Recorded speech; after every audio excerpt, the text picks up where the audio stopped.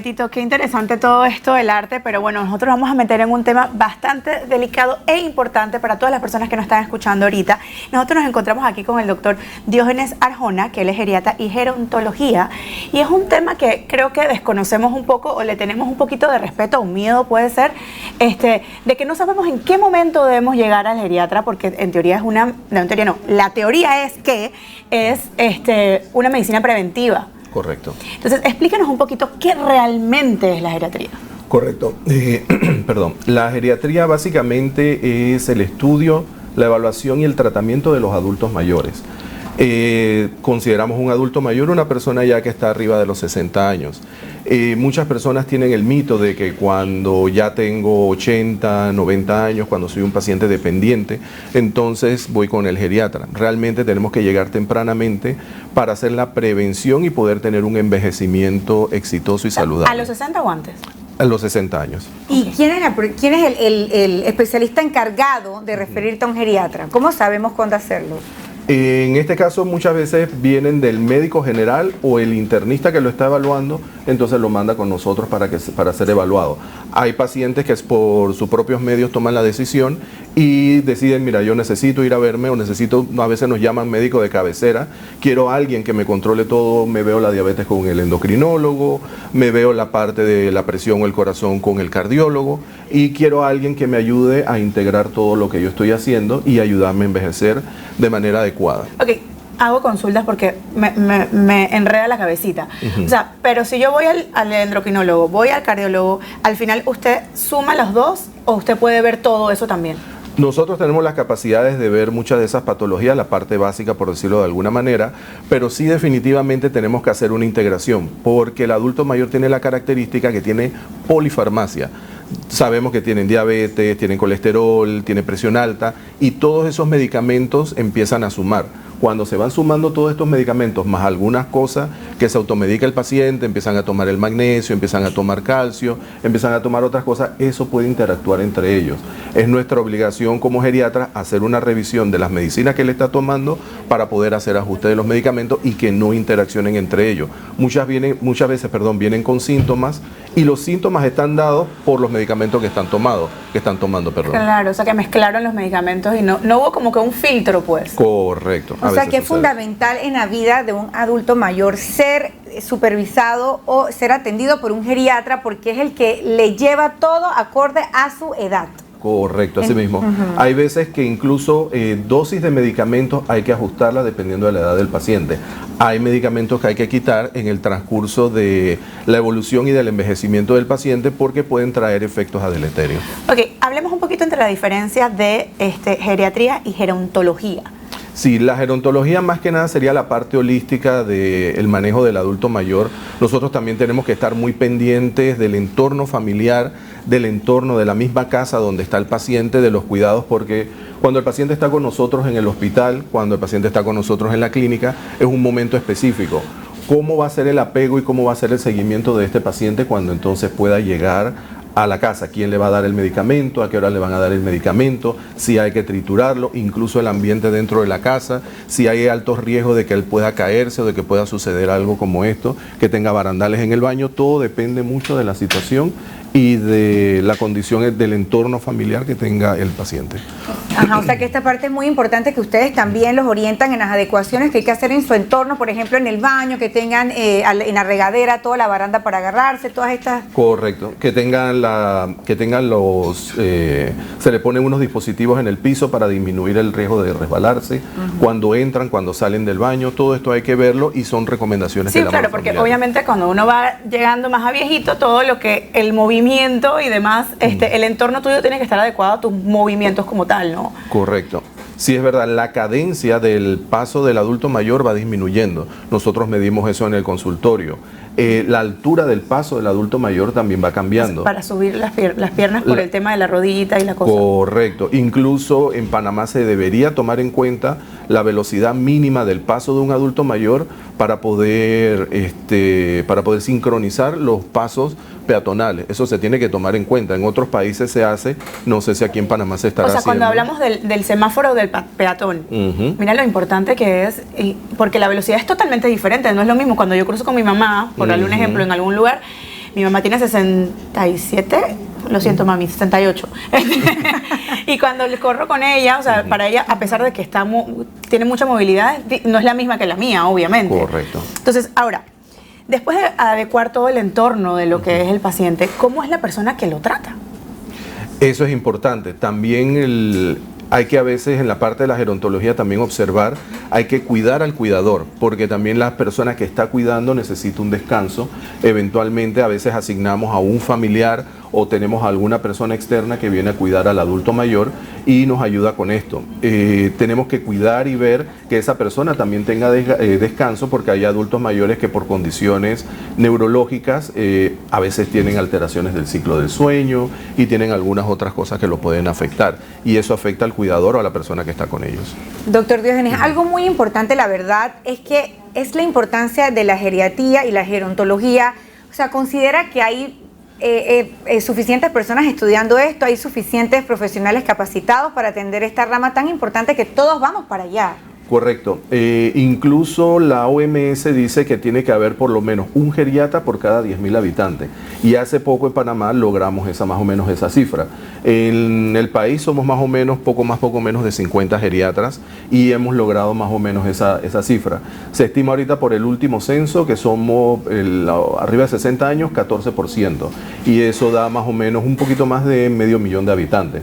Entonces, al tener 50 geriatras, algunos están en transición de jubilarse, hay algunos que se están formando en este momento y por suerte, bueno, se ha incentivado, las nuevas generaciones se han interesado, porque antes también se veía desde el punto de vista médico, había mitos sobre el manejo del adulto mayor y se rechazaba un poco, los muchachos no querían estudiar la geriatría. Se han cambiado estos paradigmas, están estudiando más y están entrando más a la residencia, y lo que se estima es que para el 2050 prácticamente el 25% de la población van a estar arriba de 60 años. Entonces eso es importante, 1 de cada 4 personas va a tener más de 60. Entonces tenemos que seguir formándolos y tenemos que seguir haciendo concientización. Wow, de verdad que es muy importante este tema y bueno, hay que estar preparados para esto y para todo. Ok, otra pregunta también respecto a esto es, ¿cuáles son las enfermedades degenerativas que son las que más afectan a los adultos mayores?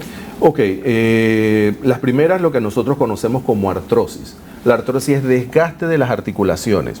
Cuando hay inflamación, eso es artritis. Y eso generalmente se ve en personas un poco más jóvenes. Esas son las señoras que dicen, me duele la rodilla, me duele el hombro. Eso lo puedo decir yo ya. Nosotras. Me duele la espalda baja. Todo este tipo de cosas es desgaste de las articulaciones, y esto nos lleva entonces a esta situación. Lo otro son las neurodegenerativas, donde están las demencias. La más conocida es la enfermedad de Alzheimer, también tenemos el Parkinson y hay otras enfermedades neurodegenerativas. ¿Y en Panamá cuánto tenemos por lo menos abuelitos o personas adultas con Alzheimer y Parkinson más o menos?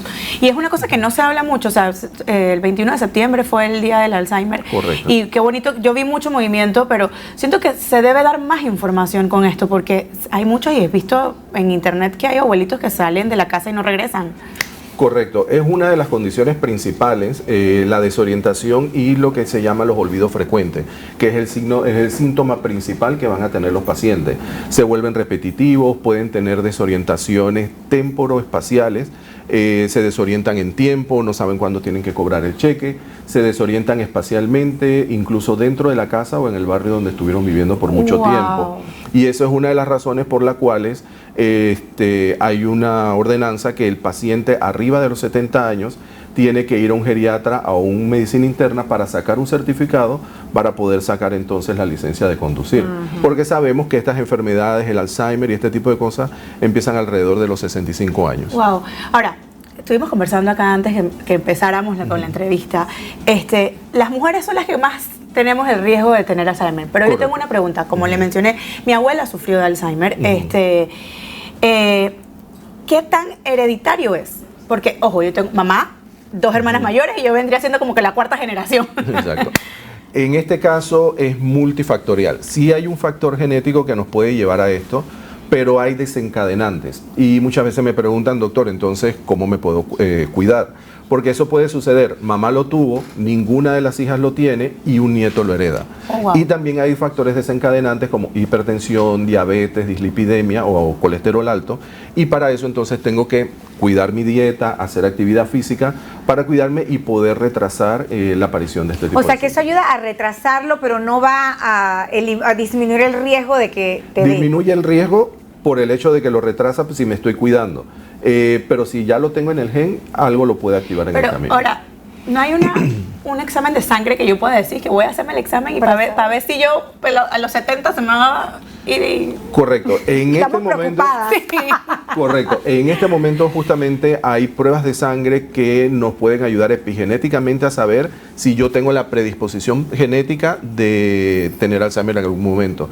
¿Qué fue lo que le pasó al actor Chris Hemsworth, que estaba haciendo un documental? Se hizo la prueba y le salió positiva, pero eso solamente con la actividad física y el cuidado que él tiene, muy poco probable que lo vaya a tener cuando esté joven. Ya cuando tenga 80 o más años puede ser que debute o pueda expresar algo, Ok, pero tengo poco probable. un mito rapidito porque esto fue una cosa que entre nosotros la familia lo hicimos. Hacer sopa de letras, mantener la mente activa, jugar sudoku, ese tipo de cosas funciona también. Correcto, lo más importante es mantenerse activo, tanto cognitiva como físicamente. Eso nos ayuda a retrasar y a mantenernos lo más ágil posible. A veces decimos que en el interior los abuelitos duran más, pero no es eso.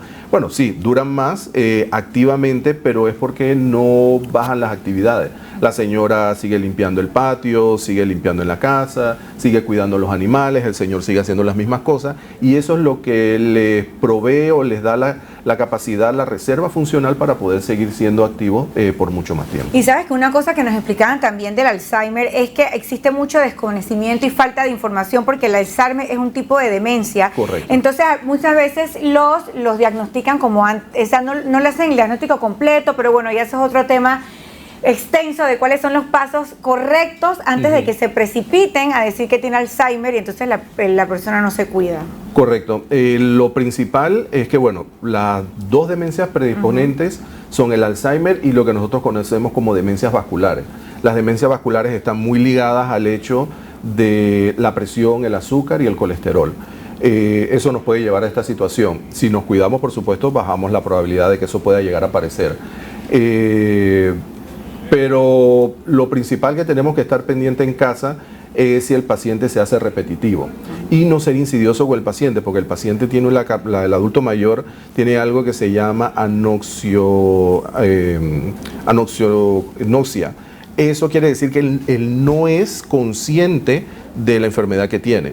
Entonces, la gran mayoría de las veces para el geriatra es algo fácil porque es el paciente que me traen, lo sientan y le dicen, a él se le olvida las cosas y él dice, a mí no se me olvida nada, porque él no es consciente de su enfermedad en el fondo. Entonces no tenemos que ser insidiosos, pero sí tenemos que estar pendientes de los pacientes que son repetitivos, se le pierden las cosas, son muy suspicaces, esconden porque sienten que se les pierden las cosas, pero son ellos mismos que las guardan, pero no recuerdan que guardaron estas cosas. Y también los pacientes, los adultos mayores que viven solos. Muchas veces ellos están evolucionando y ellos autorregulan su vida, se les pierden las cosas, se olvidan de algunas cosas, pero ellos autorregulan lo que están haciendo.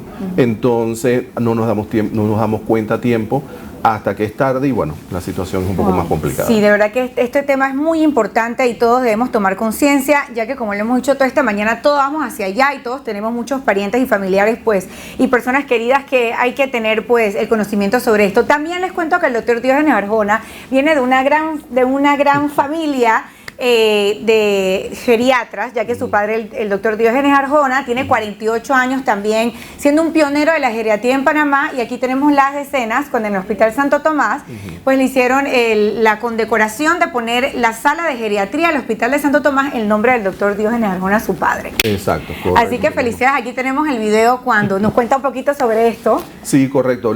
Incluso la geriatría también es joven en el Hospital Santo Tomás. Esta sala puede tener, si acaso, 2 años de existir. Él fue el primer geriatra que llegó al Hospital Santo Tomás. Después llegué yo y bueno, ya se ha ido formando la geriatría. ya somos 4 geriatras en el hospital, ya tenemos 2 residentes, o sea que ya estamos formando. Y la sala era nueva y bueno, a veces se espera un poquito tarde para darle reconocimiento a las personas, y por parte del mismo personal de la sala salió ponerle el nombre y hacerle ese reconocimiento al doctor Arjona Padre, y se habló con las autoridades, estuvieron de acuerdo y se le hizo la ceremonia. Oye, qué bonito, qué honor tener ese apellido ahí bien puesto. De verdad que sí. Sí, no, de verdad que, y algo muy importante, pues como vuelvo y repito, todos vamos para allá, de eso nadie se escapa, quiero que sepan. Así que de verdad que qué bonito que esté todo este movimiento también, que se estén incentivando a más jóvenes a estudiar geriatría, porque Correcto. sí, porque creo que fue por un tiempo, creo que mi generación tal vez fue la que como que lo vio como raro, entonces ahora que se esté moviendo más es súper importante. Entonces, de verdad, doctor, gracias por estar aquí con nosotros, compartir todo esto importante. Todas las personas que nos están viendo, pues ya saben, contáctelo. Y también en el Santo Tomás tenemos una nueva sala que estrenar. Nosotros vamos a un cambio y regresamos con mucho más aquí en El Closet. Gracias por acompañarnos esta mañana. Hola,